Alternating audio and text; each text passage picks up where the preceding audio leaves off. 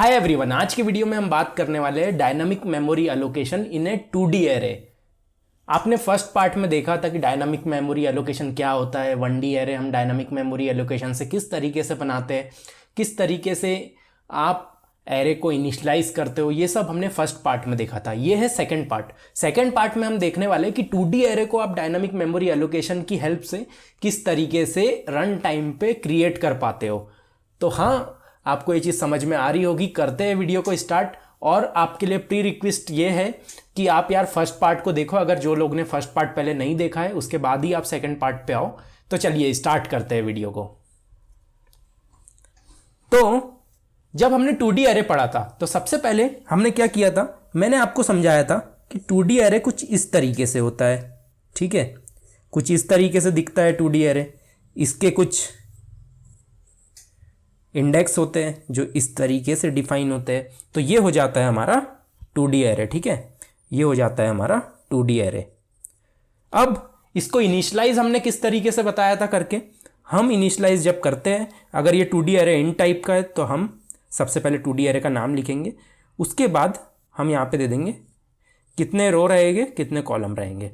तो ये हो जाता है डिक्लेरेशन ऑफ 2D एरे। ठीक है, तो इस तरीके से हम डिक्लेयर किया करते थे। और ये जो 2D एरे है ये स्टैटिक टाइप का होता है, it is not a dynamic array. ठीक है, अब मैंने आपको कुछ और चीजें भी बताई थी इसके साथ। अगर आपको डायनामिक अलोकेट करना है मेमोरी को, ठीक है, तो हम कुछ इस तरीके से भी करा करते थे कि हमने क्या, दो वेरिएबल लिए और n और m उसमें पास कर दिए। तो ये जो n और m है इसके वैल्यू हम ऊपर रख देते थे। ठीक है, ऊपर हम बता देते थे कि 10-10 का बनाना है, तो ये रिप्लेस हो जाता था 10-10 से। और इस तरीके से भी हम क्रिएट कर देते थे एरे। ठीक है, 2D एरे। और एक और चीज, ठीक है, ये हमारा 2D एरे है 0 1 2 3 0 1 2 और ये हो गया 3। ठीक है, तो ये हमारा 2D एरे हो गया। अब ये जो मैंने आपको बताया डिक्लेरेशन का तरीका, जैसे आपने रो दिया, कॉलम दिया, ठीक है, ये जो डिक्लेरेशन का तरीका है, इसमें अगर आप इससे यूजर से इनपुट ले लेते हो तो आपको ये रन टाइम पे क्रिएट कर दे रहा होगा एरे। इसको भी हम बोल देंगे dynamic array, dynamic 2D array. ठीक है, बट इसमें प्रॉब्लम क्या है, इसमें यार ये प्रॉब्लम है, जैसे कि मैंने आपको वहां पे भी बताया था, जब हम 1D एरे क्रिएट करते थे, जैसे कि हमने पिछले लेक्चर में 1D एरे क्रिएट करा था इस तरीके से, और हम रन टाइम पे ये n की वैल्यू यूजर से ले रहे थे कि बताओ भाई यूजर कि तुम्हारी क्या n की वैल्यू है, क्या चाहते हो तुम, 10,000 का बनाऊं, 1 लाख का बनाऊं। तो उस समय मैंने आपको क्या बताया था, जब ये ज्यादा, ये क्या कर रहा होगा, स्टैक की मेमोरी लेके आ रहा होगा, और स्टैक की मेमोरी हमेशा कम होती है। तो जब आपको रन टाइम पे बोलेगा ये यूजर, ये भैया हमारा यूजर है, इसने बोल दिया कि मुझे 10,000 साइज का बना के दे दो, तो अब ये जो मेमोरी है इतनी बड़ी है ही नहीं कि बन सके, तो आपका प्रोग्राम क्रैश कर जाएगा। ठीक है, उसी तरीके से 2D एरे में भी होगा। 2D एरे में अगर आपको रो कॉलम रन टाइम पे ले रहे हो, उसने बोल दिया भाई 100 रो 100 कॉलम का बना दो, तो बहुत बड़ा एरे बन गया।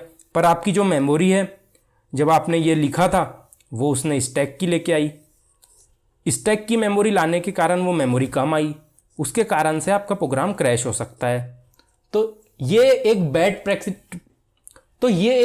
प्रैक्टिस है, इस तरीके से आपको नहीं करना है। ठीक है, आपको कभी भी जब भी आप डायनामिक एरे को डिक्लेयर करो, बहुत लोग इस तरीके से करते हैं, बहुत लोग ये वाला तरीका यूज करते हैं। कौन सा वाला, ये वाला। ठीक है, कि भैया इस तरीके से हम डिक्लेयर करेंगे, तो ये एक बैड प्रैक्टिस है। इस तरीके से करोगे तो आपके चांस है कि जब भी यूजर ऐसा इनपुट दे रहा हो जो बहुत बड़ा हो और आपके पास स्टैक में उतनी मेमोरी नहीं हो, क्योंकि जब भी आप ऐसा लिखोगे तो ये स्टैक की मेमोरी में बनेगा ये एरे, हीप की मेमोरी में नहीं बनेगा। अगर आपको हीप की मेमोरी में बनाना है तो क्या सिंटैक्स होगा भैया, तो मैं आपको पहले वो सिंटैक्स बता देता हूं।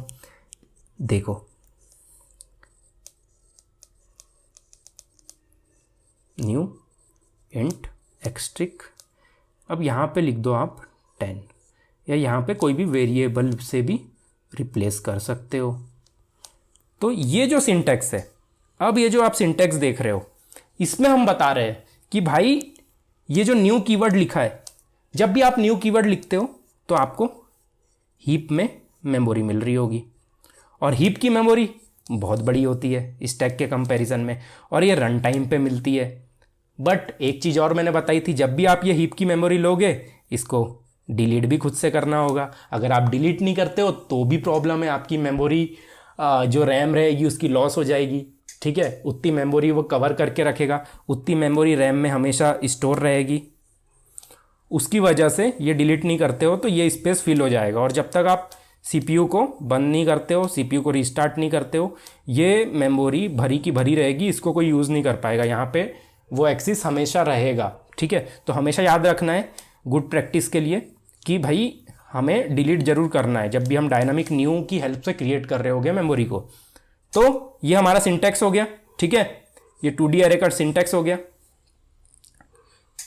अब क्या इतना ही सिंटैक्स है? नहीं, बड़ा सिंटैक्स है। मैं आपको एक और बार बता देता हूं, आपको अगर समझ में नहीं आया हो। इंट, ठीक है, अच्छे से लिख देता हूं कि जिससे आपको अच्छे से समझ में आए। Int asterisk asterisk new int asterisk n. अब क्या ये जो एन की वैल्यू है ये रन टाइम पे आ रही होगी। यूज़र कुछ भी दे सकता है, 100 दे सकता है, 10 दे सकता है, 15 दे सकता है, 20 दे सकता है।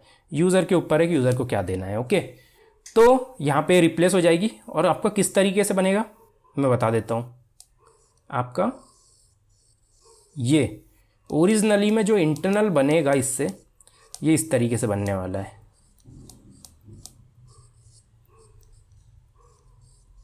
ठीक है।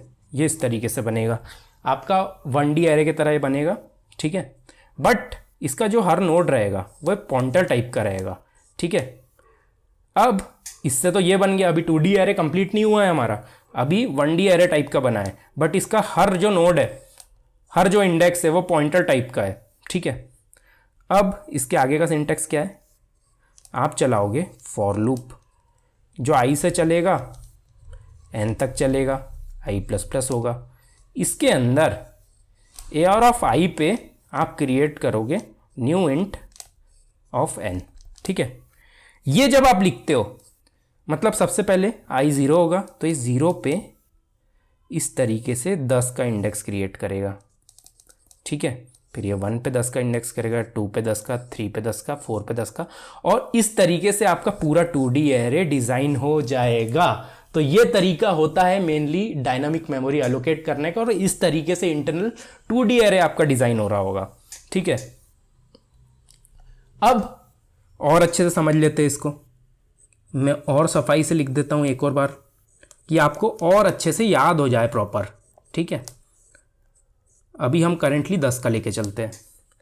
अब क्या करना है आपको? For i equal to 0, i is less than 10, i plus plus, और ये हो जाएगा हमारा हर AR ऑफ आई के इंडेक्स पे हम क्या करेंगे?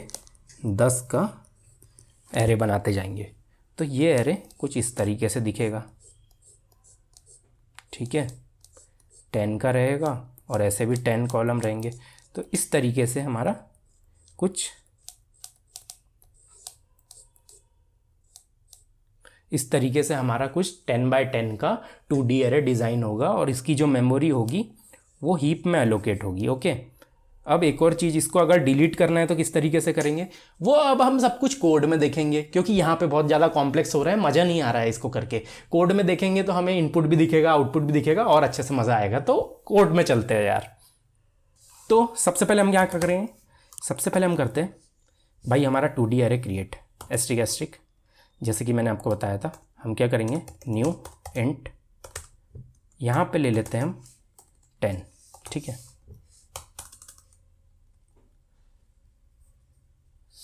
यहाँ पे एक्स्ट्रिक 10, ओके। अब हमने क्या बताया था कि हम फॉर लूप चलाएंगे आई इक्वल टू 0 से आई इज़ लेस देन 10 तक, आई प्लस प्लस, और इसके अंदर हम AR ऑफ आई में न्यू इंट 10 ऐसा डाल देंगे, ठीक है। तो इस तरीके से ये हो जाएगा। अब ये हमारा एरे क्रिएट हो चुका है। अब हमें इसमें वैल्यू भी इंटर करना है, तो हम क्या करेंगे? Equal to 0 less than 10 i plus plus. ठीक है, सबसे पहले हम 3 का ही बनाते हैं, क्योंकि हम जब इंटर करेंगे ना वैल्यू तो हमें बहुत ज़्यादा वैल्यू इंटर करना पड़ेगा, इसलिए इतना बड़ा बना के हमें मतलब नहीं है, हम 3 का बना के चलते हैं। ठीक है, तो यहाँ पर हम इंटर ले लेंगे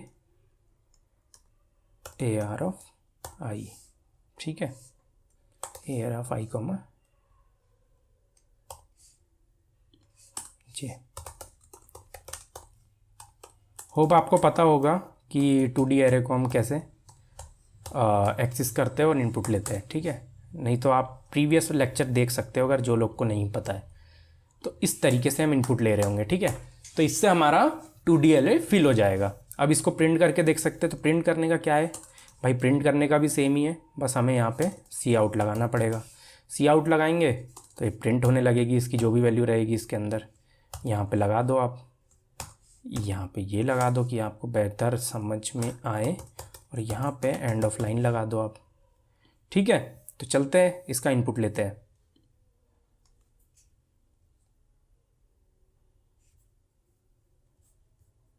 ठीक है, लेते हैं इसका 1 2 3 4 5 6 7 8 9। ओके, तो ये देखो 1 2 3 4 5 6 7 8 9, ये 3x3 का हमारा मैट्रिक्स बन चुका है और हमने इनपुट भी दे दिया है उसे। तो ये बिल्कुल हमारा शानदार तरीके से 2D मैट्रिक्स डिज़ाइन हो चुका है। तो इनपुट आप देख सकते हो, इस तरीके से भी आप ले सकते हो या 1 by 1 भी पास कर सकते हो, कि सपोज मैंने पहले 1 दिया, फिर 2 दिया, फिर 3 दिया, इस तरीके से भी आप इनपुट ले सकते हो। डिपेंड करता है कि आप किस तरीके से लेना चाहते हो। Both are fine. ओके, अब ये तो स्टैटिक हो गया, ये जो वैल्यू है ना ये हमने यूज़र से नहीं ली है, ये इसमें हमने हार्ड कोडेड कर दी है।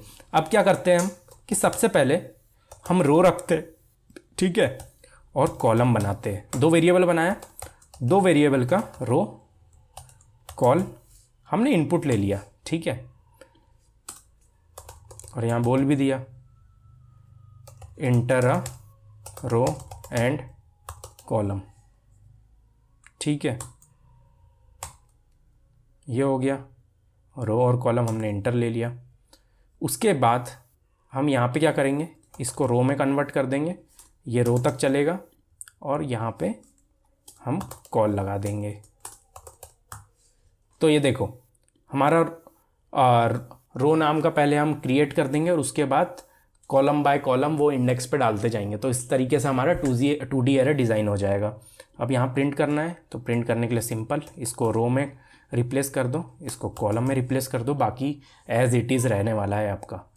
सॉरी, इसकी तो आपको शायद, अच्छा ये इनपुट के पैरामीटर है। ओके, ये इनपुट हो जाएगा और ये आउटपुट में भी आपको रो कॉलम लगा देना है। ठीक है, ये आपने लगा दिया। अब जब आप रन करोगे ना तो सबसे पहले आपको रो कॉलम लेना पड़ेगा इनपुट में। रो कॉलम आप ले लो 5 और 5। ठीक है, ये देखो बाकी सब 0 क्यों आ गए, क्योंकि हमने जो इनपुट लिया है ना वो हमने पूरा दिया ही नहीं है, 5 by 5 का दिया ही नहीं है। तो फर्स्ट रो में 5 आए, दूसरी रो में 4 आए, उसके बाद बाकी सब 0 हो गए। तो इस तरीके भी से भी आपको पता होना चाहिए, अगर आप इनपुट गलत दे रहे हो बट आपने एरे बड़ा डिक्लेयर किया है तो बाकी जो वैल्यूज़ रहेगी एरे के अंदर की वो 0 हो जाएगी। बाय डिफ़ॉल्ट C++ में 0 माना जाता है कि यहाँ पे आपने अगर एरे बना दिया एक बार तो इसके अंदर की पूरी वैल्यूज 0 रहेगी, उसके बाद आपको इंटर करना पड़ेगा हर वैल्यूज। अगर आप इंटर नहीं करते हो तो बाय डिफ़ॉल्ट वो 0 देगा, जैसे यहाँ पे आप देख रहे हो। तो ये साइज़ हम कम कर देते हैं, 3 by 3 कर देंगे तो सही चलेगा, पूरी वैल्यूज़ फिल हो जाएगी। देखो पूरी वैल्यूज़ फिल हो रही है। अब ये ऐसा क्यों दिख रहा है, क्योंकि यहाँ पे हमने एंड ऑफ एल नहीं लगाया है, ये लगा देंगे तो आई थिंक सब सही हो जाएगा। ये देखो इंटर रो एंड कॉलम, हमने रो एंड कॉलम इंटर किया 3 by 3, उसके बाद हमने पूरा मैट्रिक्स इंटर किया तो मैट्रिक्स इंटर हो गया। तो ये आप रन टाइम पे कर सकते हो, यूज़र से पूछ सकते हो कितने रो का चाहिए भाई तेको, कितने कॉलम का चाहिए भाई तेको, और भाई तुझे कितना बड़ा मैट्रिक्स की क्या क्या वैल्यूज़ चाहिए, सब तरीके से आप पूछ सकते हो। और अगर बहुत बड़ा इनपुट है तो यहाँ पे इंट काम नहीं करेगा, जैसे बहुत बड़ा इनपुट है, आपको एरे बनाना है तो यहाँ पे आप लॉन्ग लेना पड़ेगा। बहुत बड़ी वैल्यू है इंटीजर की तो आपको लॉन्ग लेना पड़ेगा। अगर डेसिमल टाइप का है तो डेसिमल टाइप का लेना पड़ेगा। कैर टाइप का है तो कैर टाइप का बनाना पड़ेगा। वो डिपेंड करता है रिक्वायरमेंट पे कि किस तरीके से आपसे पूछा जाता है और किस तरीके से आपको रिक्वायरमेंट है कोड के अंदर कि किस तरीके से आपको करना है। होप आपको ये वीडियो समझ में आया होगा। नहीं समझ में आया होगा तो पिछला वीडियो भी देखना और ये फिर से देखना। बहुत जगह ऐसा होता है कि आपको बार बार बताया नहीं जाता। आप कमेंट में बोल सकते हो कि यार भैया मुझे समझ में नहीं आया, तो हम इसकी लाइव क्लासेस भी ला सकते हैं, या तो ऐसा भी कुछ कर सकते हैं कि यार मैं लाइव आ जाऊँ और आपको उस दिन जो जो डाउट्स है वो क्लियर कर दूँ। तो आप अपना ग्रुप है हमारा, वहाँ पे आप पूछ सकते हो। ठीक है, मिलते हैं न्यू वीडियो के साथ, तब तक के लिए ओके बाय।